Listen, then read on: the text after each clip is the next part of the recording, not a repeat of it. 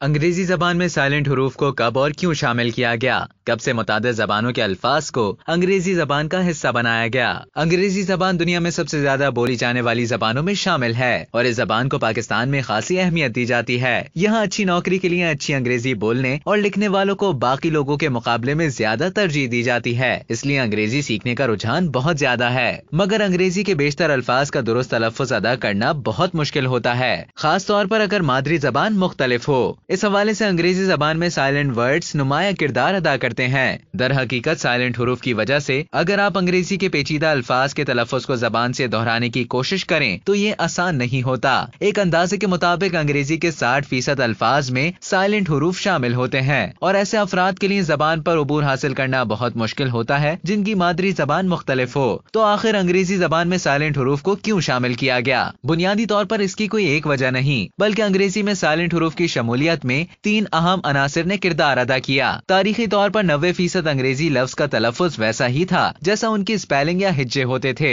جیسے کے کو این سے نہیں بدلا جاتا تھا، یعنی نائف کو نائف نہیں بلکہ کنائف بولا جاتا تھا۔ یہ سلسلہ 16ویں صدی تک جاری رہا، مگر جب انگریزی دنیا کے مختلف ممالک میں پہنچی اور متعدد نسلوں کے افراد نے اسے بولنا شروع کیا تو مخصوص الفاظ کے تلفظ میں بھی تبدیلی لائی گئی۔ اس کے نتیجے میں زیادہ مشکل الفاظ کے تلفظ میں مخصوص الفاظ کا استعمال ختم ہونے لگا، مگر ان کے تحریری ہجے یا اسپیلنگ وہی رہے۔ ان مخصوص الفاظ کو سائلنٹ حروف کہا جانے لگا اور انگریزی کے لاتعداد الفاظ ایسے ہو گئے جن کا تلفظ اور تحریری ہجے ایک دوسرے سے مختلف ہیں۔ یہی پہلا عنصر بھی ہے۔ دوسرا عنصر دیگر زبانوں کا اثر ہے۔ دنیا میں برطانوی سلطنت پھیلنے سے دیگر متعدد زبانوں کے الفاظ کو انگریزی زبان کا حصہ بنایا گیا۔ اس کے نتیجے میں اسپیلنگ کے حوالے سے کافی تبدیلیاں آئیں۔ اکثر ایسے غیر ملکی الفاظ کے ہجے تو اصل زبان والے ہی رکھے گئے، مگر ان کا تلفظ انگلش بولنے والوں نے بدل دیا۔ اسی طرح کئی بار کچھ حروف کو ان کے لاطینی ماخذ کو نمایاں کرنے کے لیے شامل کر کے سائلنٹ کر دیا گیا، جیسے ڈیٹ میں بی سائلنٹ ہے جو کہ لاطینی لفظ ڈیبٹ سے آیا ہے۔ انگلش زبان میں سائلنٹ حروف کی موجودگی کی تیسری اور شاید سب سے اہم وجہ